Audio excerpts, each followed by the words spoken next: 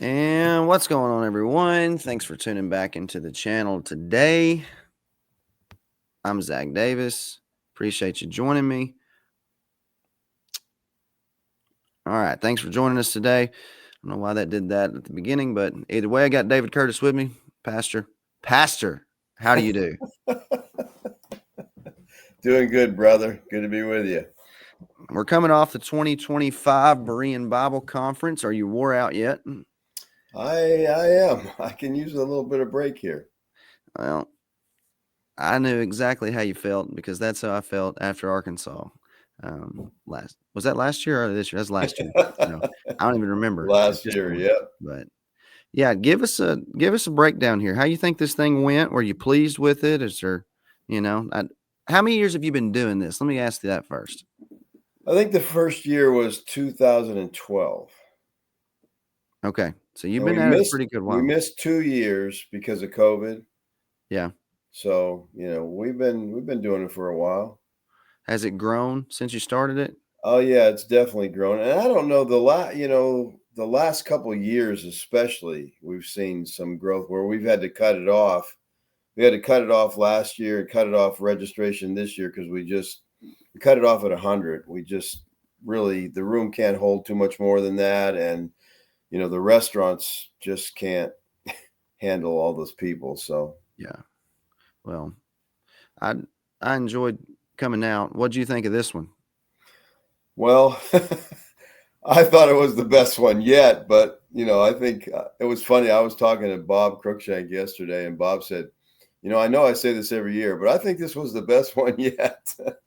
And it was definitely awesome. This one was different, and I don't know how to even describe it. Just the the atmosphere, it was just a unity there. There was just a real sense of love and camaraderie.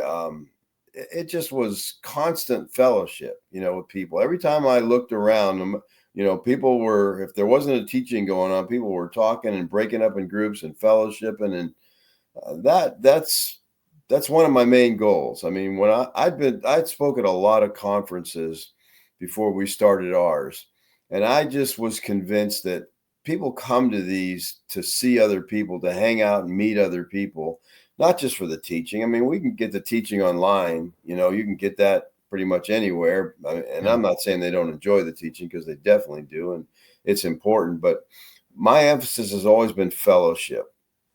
And so, we started Thursday night with a meal, a meet and greet, and that has grown to the point where, I don't know, the restaurants, pulling their hair out. We had over 80 people on Thursday night in Yeah. this restaurant. And then Friday morning, the ladies have a meeting, and that is growing to the point of they're probably going to need a new room here, outgrowing that. And then we had lunch, and we had 100 people come to lunch. Yeah, I felt like On the whole conference was there. Yeah, yeah. I think just about everybody was, and just, I mean, they the restaurant had a problem on Friday because they said they're usually excellent at getting the food out and taking care of us. It was really slow. And I said, "What is going on?" I talked to the owner. "What is going on?" He says, "The problem is your people are eating too healthy. Everybody wants stuff off the grill and not Yeah. fried stuff. And so the grill's just overwhelmed and we can't keep up." But um I was talking to the heretic chick afterwards, and she was at this table that got their food last, and she goes, "We had been sitting there for 2 hours, and I didn't even notice. We were just fellowshipping, having such a good time that nobody Yeah. cared." I mean, Bob cared because Bob was at that table and he had to speak next. So when his food got out, he grabbed the sandwich and he ate it in the back of my car as we headed back to the conference center. But um, like I said, it was just amazing. The fellowship was amazing, and when they're at the hotel, in the conference room, when we weren't having a meeting, everybody would just break up into different groups, and there was talking and buzzing going on till late at night. I went in there one of the nights, and I said, "Look, when you leave here, just shut the lights off and close the doors," because I didn't want to interrupt what they were doing. And so, yeah, it was really amazing. Met some really good people. I've had new folks with us. Of course, we got a group that comes every year, but Yeah. also a bunch of new people. And I just marvel at how far people come and the money they spend. I mean, to come from California, Washington State, that's not cheap, to get there and then to pay for the conference and pay for your hotel and what all the meals. It's just,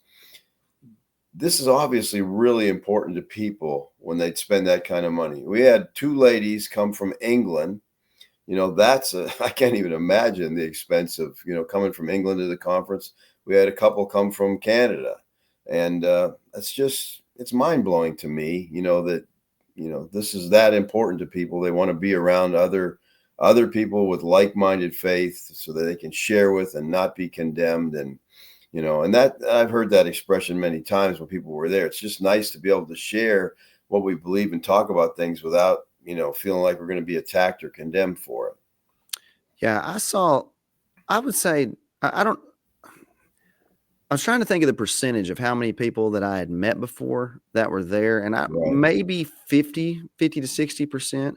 But there was Mhm. I mean, I was really surprised, and I always am. That was my third year coming, and the number of people that are new that, that even you say, well, I don't know these people, or I haven't, this is the first time I've met them, or Right. that type of deal.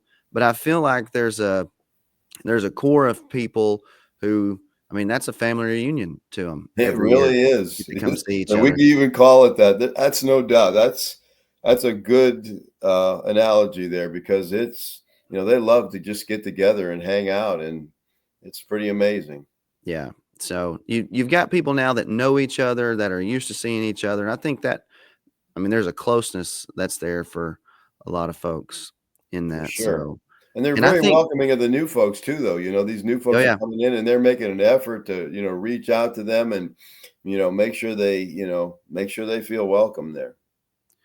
I think COVID probably made more preterists than anything else that I've ever seen. You're So, probably right. because the amount of people that I talked to that were new, first time I met, they're like, man, yeah, about 2020, everything started slowing down, 21, and we started studying. I was like, hey, that's what happened to me too. So it's pretty unique to see that. So, all right, conference presentation wise, what'd you think? Which one was your favorite one? You have to answer the Oh, question. come on, man. Yes, you have to answer. Which one Oh, was your favorite one? which Nobody's one going to was be offended. my favorite presentation? Uh, Mine was Bob's first one. Bob's I, first one. Bob always does a good job, and I mean, like you mentioned, the slide presentations are, I told Bob yesterday, I said, I guess you better start working on your slide presentations for next year because it probably takes him a year. I mean, they're just absolutely amazing slides that he puts together. Um, Personally, I really liked your second presentation. well, I thought it was the most boring one of the weekend. No, I really enjoyed it. At, I thought it was good. I thought it was practical.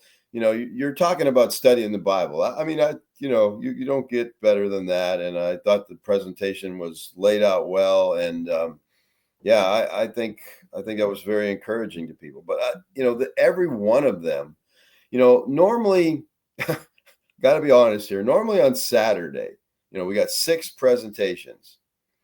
And I was talking to people about this. Do we need to back down on that? Do we need to have more fellowship? Because it just seems like they can't get enough fellowship. And I really, think that's important. But normally Saturday is like, oh, is this going to ever be over? And I did not feel that way this year. I was like, it's over already. It just every presentation was good, was engaging. I wasn't bored for a second, and I've been doing this for 28 years. I've heard a lot of things, a lot of presentations, but they were just all amazing. And there was one of the things that was a little different this year. There was so much laughter, wasn't that's what there? that's what Jeff said. Jeff and Garrett said, y'all came out here and tried to be comedians this year. So I didn't really, I mean, none of it was really planned, to be honest, not Right. in my stuff. It's just kind of reactionary to, everything that was going on. So There was just so much laughter. Every presentation, people were just, sitting there and yeah, I just kept thinking, a merry heart does good like a yeah. medicine, and And Rick's first one, the very beginning, I think it's released on YouTube now. It, I thought it was genius. And that helped break up some of the monotony of just such hardcore Bible stuff all the right. time for, Yes. a section of his like that. So it was It was interesting, to say the It was least. amazing to me, I was like, "Rick, this is a true story?" And he goes, Absolutely a true story." That is so mind-blowing, but yeah, he put it together so well. It was, yeah, I felt like I was in a comedy skit, you know? Yeah, yeah, and then I mean, it's good. I I don't know. I don't know what else to say about it other than you got to go watch it. So Yeah, go check it out. absolutely. Um, So how about you? What was your favorite presentation? I liked Bob's first one, and I just did a little. I've been trying to write a little blog kind of thing ever since I got back. I just want to start writing some more. I don't write any, and I just was looking at the Joseph story in Genesis 37 because I sat down with my boys last night, and it was talking about how Joseph was 17 years old. And the very first place my mind went to was the point that Bob made in Isaiah 11:6, where it said, "A little child will lead them." And that whole thing right there probably stood out to me more than anything else in the whole conference. How he Right, walked through that it didn't, we're imagining this little bitty boy and right. how that language of young child is used for essentially a younger man all over the place. And I just thought that was so good. But I also text Mike halfway through it and said, he's going to have to make Zerubbabel a type of Christ in this. It's got to go there. And I was right. So that might have been why I liked it also. But Yeah, no, I enjoyed it. I enjoyed Rick's first one, really good. I liked Travis's second one, even though I was super tired on Sunday. And I thought it was, I don't know, I knew he was going after Sam Waldron like that, but he did it in a loving and gracious way. right. But yeah, I'd take Bob's first one probably over any of them. I'm with you on Saturday though. I don't know what you do because we did the same thing at Arkansas. You know, I think you spoke toward the end on Saturday, maybe like second to last on Saturday, like I did at your place, and it's just hard at that because everybody's so tired. You Right, know, yeah, I mean, you you sit hear, through 6 lectures, you're like, you're brain dead pretty much, but again, I didn't get that feedback. You know yeah, what was funny to me? This is the first year for a while that Mike Sullivan hasn't spoke, but his name was mentioned by every speaker, he was cited by the speaker. I was like, it's so funny that Mike was sitting out there and just had to get a kick out of the fact that everybody's mentioning him and everybody's quoting his stuff. yeah. I thought that was funny. So he spoke even though he didn't speak. I I tried to roast him, but Yeah. he seemed like he had a good time too at it, just I kind of think being he there did. relaxing and Yeah. getting his book I out think there he and seeing actually people. enjoyed not speaking, just being there and having a good time. A little less pressure, maybe Yeah, a little for less sure. stress on it. So no, I enjoyed. I boy, she's she's your granddaughter that sang, Correct. right? Zoe, yes. Man, that was unbelievable back there. We were back there talking, and I mean that was unbelievable on Sunday. That was great. Does she sing all the time at y'all's place? Yeah, she helps my wife lead the music on Sundays. And like I said at the conference, I don't know how many years ago it was, but we were sitting in the living room, Kathy and I, and Zoe came down and she had her phone and she was just playing around, following something, singing out loud. And I was totally shocked. I looked at her like, and I looked at my wife, and I'm like, "Is that coming out of her?" I was, I didn't know she could sing. Yeah, And it was like, wow. And yeah, her voice is very similar to my wife's. If I'm not in the room when they're singing together, I can't tell who is who, yeah, But yeah, she loves to sing and she does a good job at it. And she has a good attitude about it too. yeah. So she does not get in the big head, that's for sure. Right.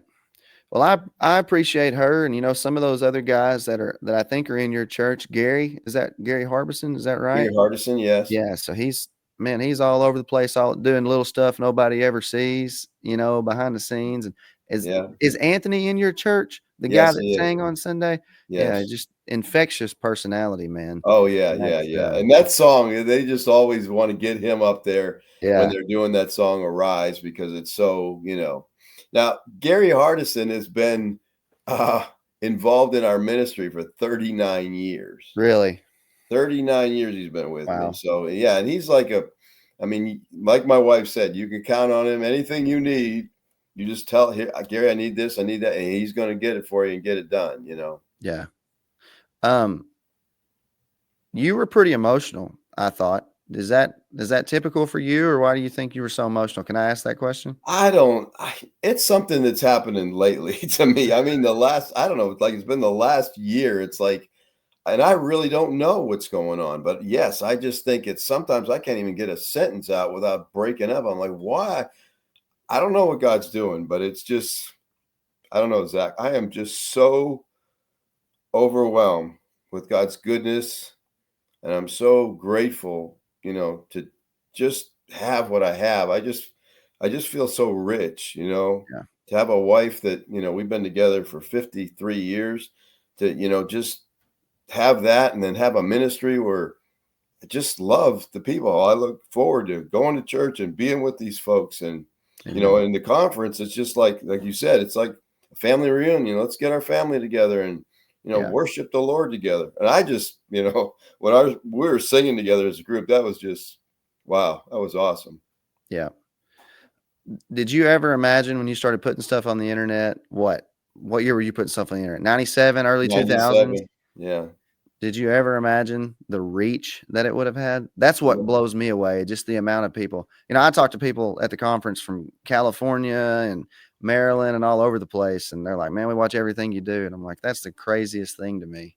I Because I know. started making YouTube videos for my boys. That's why I did it, so they'd be able to go back and look at it one day, and then it just Wow. kind of took off. So, Yeah, did you? I am constantly amazed at and it was none of my doing. Okay. I've always had the mentality I want to study, I want to teach. Anything else that happens, I'm not good at, getting people fired up to do this or do that. God's got to bring on the people around. And, I told you that, Gary Hardis has been with us for 39 years. The day that they showed up at our church, they had their son with them, Garrett, who does all our sound stuff. He Mhm. was a year old. Yeah, Okay. So he's grown up in the church, they don't know anything but preterism. That's all they've heard growing up. And he went away to camp. One of his relatives ran a Christian camp, and he would go there and he would help them. He learned media stuff there. So he'd come back to the church and, hey, let's do this, let's do that. And he'd be the one that say, hey, let's start doing videos. And yeah. I'm like, okay. So we got video equipment and we started doing videos. How old was he? I mean, he had to be young. I mean, early Yeah, he's teenager, right? 40 now, I think. So he was like in 10 or 11 when we started Oh, wow. church. So, but that was he was involved in doing the media, and then they started bugging me about going online. Let's go online. Let's do a broadcast. And I'm like, what do we need to do? And the Y, we were meeting at the Y at the time, and they wouldn't let us use their Wi-Fi. So we said, well, we got to find a building. So we started looking around for a building, and we found a storefront, got in there, fixed it up. The first Sunday they were there, they took a computer and turned it backwards, so you could use the Just use the camera webcam. off it. And they broadcast, and they told several people around the country who were getting our tapes and stuff that we are going to do it. So we had a few people watching. And from that, that's really how the conference started, because people were Yeah. in the chat rooms of Berean Live talking to each other. And someone said, hey, why don't we have a conference so we can all get together and actually meet each other and talk? And so that's really how it started. So we said, okay, let's do that. And, we started our first conference, and people got together, and they'd already, like I said, been talking to each other on Sundays through the chat room. So that just kind of took off. Yeah. None of this was planned by me. I mean, it's really other people made it all happen, and that's Yeah. why I'm so amazed at it. And the reach we have, we got an awesome website, Yeah. that I have absolutely nothing to do with. I don't even know half the stuff that's on that Who website. set your website up? Jeff does all that. Jeff Yeah. McCormack, he Yeah. does all the web stuff, and takes the messages. I send him the transcripts. He uploads them. He does the audio, does the video, puts all this stuff up. The funny thing does, people are always asking us questions. We're like, do you have any transcripts we could get? And we're like, yeah, it's all It's on there. all online. We don't know how to make it any simpler, but still some people just don't know. I mean, there's transcripts on there, there's audios on there, there's videos on there, of everything we've done since we've been doing it. So Isn't it unique in the sovereignty of God how he sends people along? Because he's not, you talk about, Garrett and Gary and Jeff and everybody. He's done the same thing for me and sending people to me that are good at things like this that I can't do. I just study and teach. Like that's all I can do. And I that's can click me. play on this and somebody else can take it and upload it and all that other stuff. But I God sends people to us like that, and I mean, it's just so unique to see how people have a desire to do that. That's the way that they serve, and I'm thankful for it. As I know you are, and I just like people drop out of the hat somewhere. Like we've got two people that help me online a lot, and one of them's daughter, and they just showed up to church one day, and they've been here for 3 years or however long it's been now, maybe four almost. And this kid out of Tennessee randomly hollers at me and wants to help me, and it's just unique how things happen. So it's cool to see Yeah, your it really story. is. I mean, it wouldn't happen without, without these people that God raises up. And yeah, it's amazing to me. I think it's really cool that they just figure out where they're at. And I try to encourage people, if there's something you want done around here, you can get involved in doing it. Yeah, I don't like, and I've never liked asking people to do things, because I figure they might just do them because I ask them and they don't really want to. And it's not really their heart. right. And that's the same thing with the conference. People say, what do we speak on? Whatever God lays on your heart, because I don't want you, you know, working on some message that you're not really interested in, just so that we want to go that way. I want to hear Yeah, what's on your heart. And it just seems to always work out really well. yeah. It's Well, got to be a God thing for sure. But so you're gonna do another conference next year, or I'm sure. I mean, it's just, we're going to be in the process of looking for a new hotel. We had some issues with the hotel this year, and I don't think they're keeping it up like they should. And then, of course, after you guys blew the standard by having it at Embassy Suites, you set the bar so high that, sorry, now we got to make some changes. But, sorry. and we, I don't know about, I struggle with this because I don't really want to get a bigger venue, because I like keeping it intimate. Yeah, You're 100 people. You get over that. It was overwhelming at your conference. I mean, I absolutely loved it. Everything about it was amazing. But no, I'm with you. I felt I can't. There's so many people here I didn't get to talk to, and I want to talk to them. I want to meet them. I want to hear their stories. Yeah, We the Saturday night we had, everybody goes to dinner on their own. Just go on. That's one thing we don't organize, Saturday night dinner, and just encourage people to hook up. And so we're at dinner, and I'm talking to this couple that I met at your conference, and they're telling me their story. And I was sitting there crying. I could not believe what they had been through, you yeah, know, as a couple. And I'm like, to see them still walking with God, loving God after what they had been through, yeah. was just amazing to me. And that's the thing. There's so many stories that these people have, the heretic chick did an interview at the conference with Elaine, the lady from England, Uh-huh. and somebody sent me the link to that, or I saw it on Facebook or something. So I watched it. It was really good. I mean, I was like, wow, I learned a lot about Elaine, from that video, and just was very impressed with her knowledge of scripture. And Yeah. she definitely loves the Lord. And I was really excited because she pushed the deity of Christ so hard. Oh, I was grinning like a butcher's dog.